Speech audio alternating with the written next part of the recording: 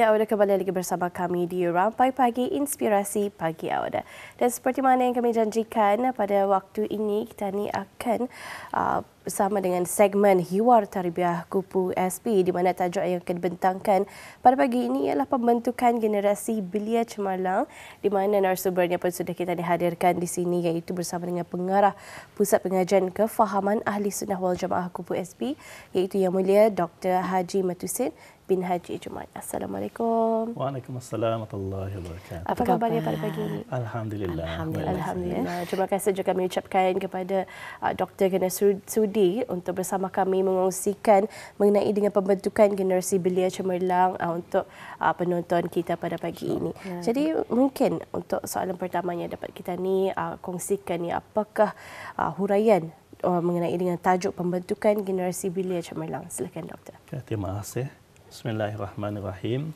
Alhamdulillahirabbil wassalatu wassalamu ala asyrafil anbiya'i wal mursalin sayyidina Muhammad wa ala alihi wa sahbihi ajma'in. Jadi alhamdulillah, puan, sebelum menjawab tajuk berkenaan, jadi bisai tadi bawakan dahulu hadis Rasulullah SAW yang berbunyi, usikum bisyababi khairan fa innahum arabu afidah. Inna Allah ba'athani bashira wa nadhira fahalafani syabban wa khalafani asyuyukh.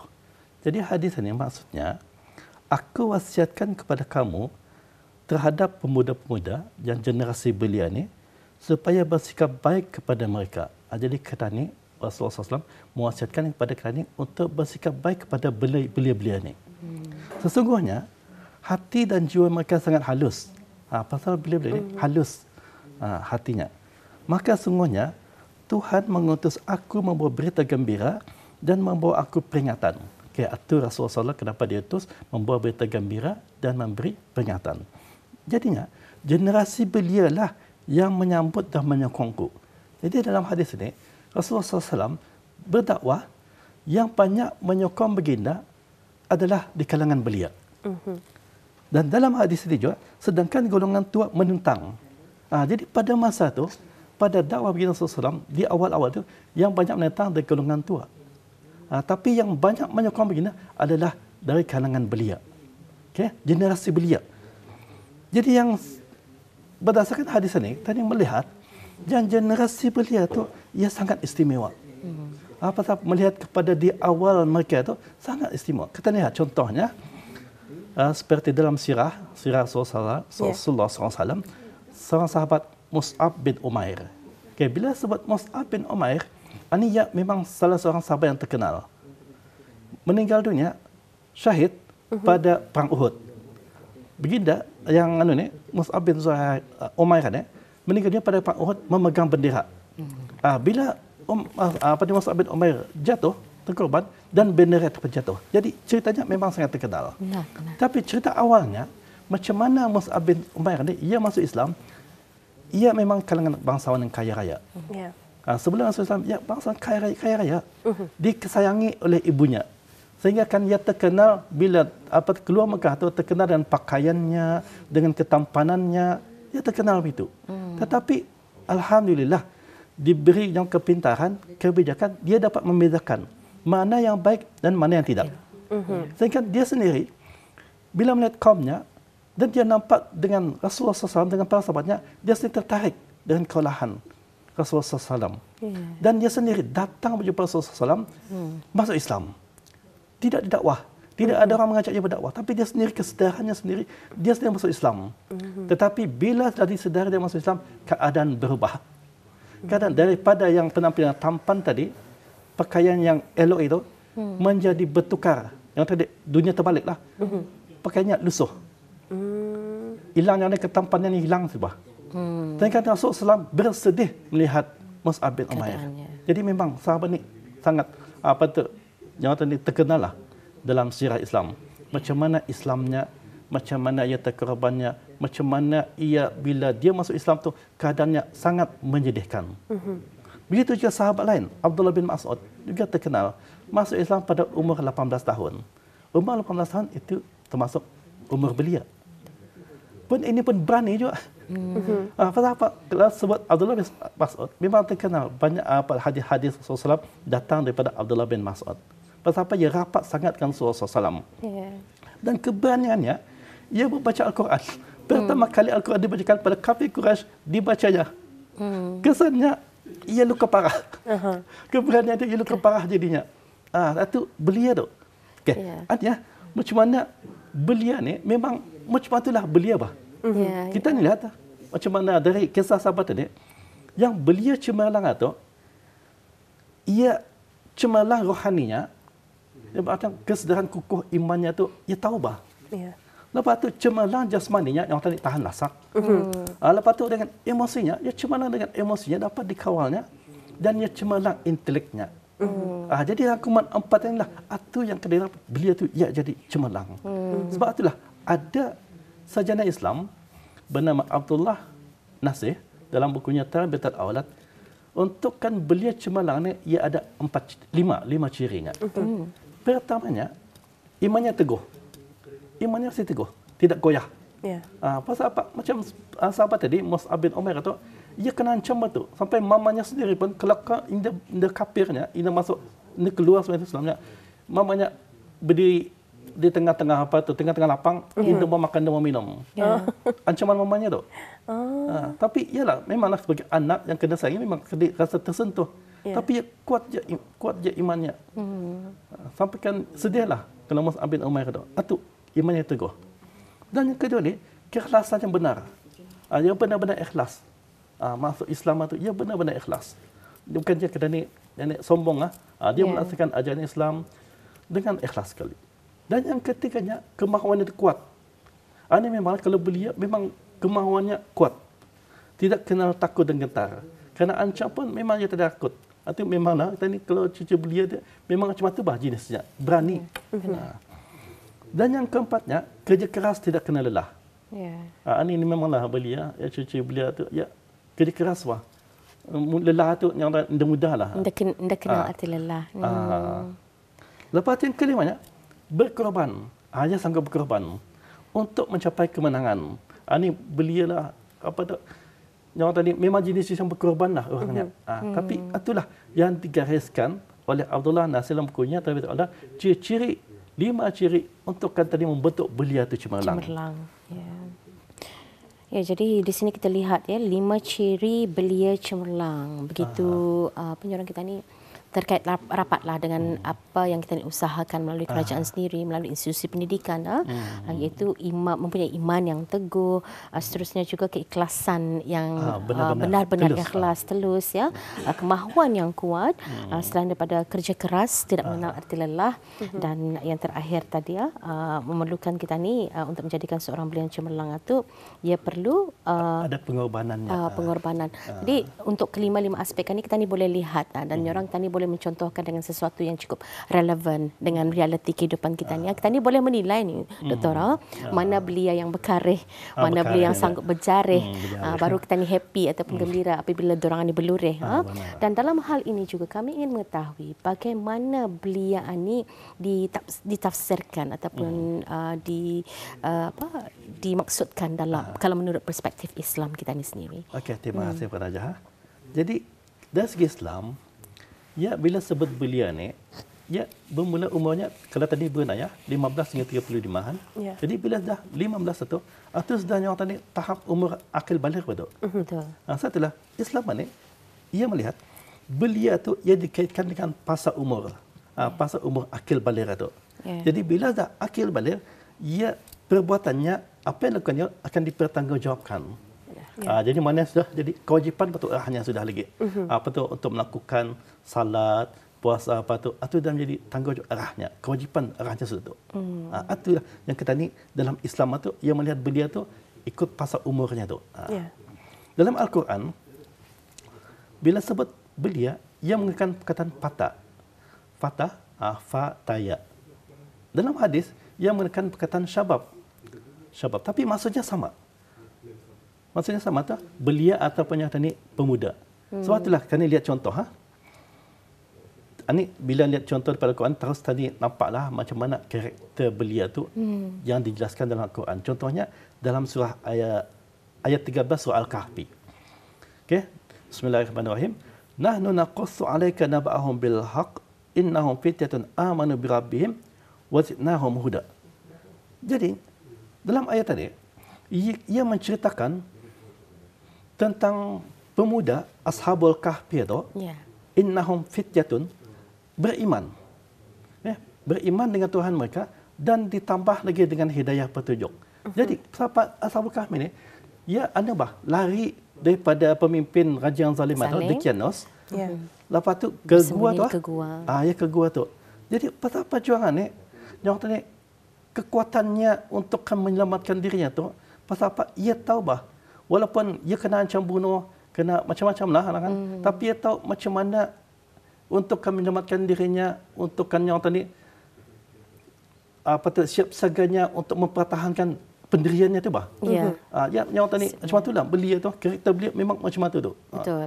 Dia kadang-kadang kata dia payah mencari tu, ia ingin memawujud. Jelas apa yang dimaukannya tu. Itu memang karakter belia tu dalam Al-Quran menyebutkan macam tu. Mana kuatnya bila dia beriman tu, ia yakin anitah yang sepatutnya diimani. Jadi bila dia ancam bunuh oleh raja yang pada masa tu, ia lari untuk menyelamatkan imannya tu. Yang kedua ni ia macam tadi satu tindakan yang tadi yang beranilah yang berani, bukan seperti yang tadi berani mesti berhadapan mesti dilawan tapi kerana prinsip dan keimanan mereka prinsipnya tu. Lepas tu tadi lihat lagi dalam surah lain surah Al-Anbiya ayat 60 hingga 67. Ini tentang kisah Nabi Ibrahim alaihissalam. Ini pun cerita yang terkenal juga.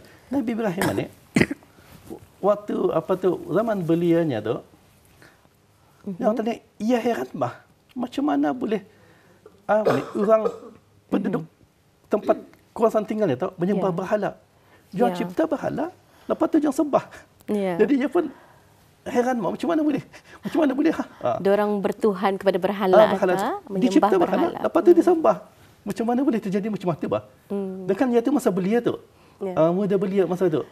Jadi ialah macam satu malam dia terberusah dia. Jadi Nabi Ibrahim AS dirosakkannya. Berhala-berhala itu dirosakkannya.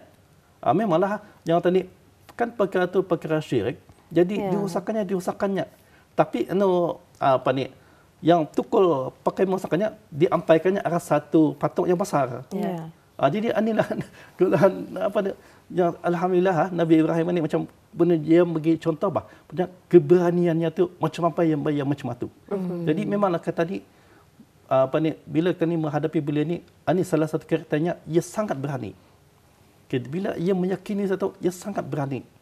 Sampai kan Nabi Ibrahim ni bila kena tangkap, lepas dia kena bakar. Atau yang kisah Nabi Ibrahim alaihissalam dia kena bakar oleh api tu. Jadi yalah memang macam manilah. Yang tadi melihat karakter beliau tu sangat berani. Bila meyakini itu benar, memang akan berani. Sanggup berkorban kerana kebenaran.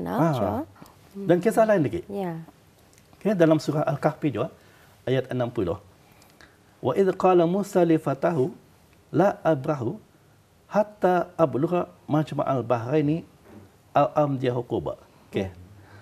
Ayat ini ia menceritakan tentang kisah Nabi Musa. Ia mencari ilmu bersama pemuda tu Fatahu.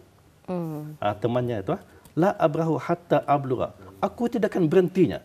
Tidak akan berhenti sampai aku akan berjumpanya majma'al bahraini. Majma'al bahraini pertemuan dua laut. Pertemuan dua laut lah. Al-amdiya huqba, ataupun akan terus berjalan dia mencari walau bertahun-tahun. Jadi ini karakter belia.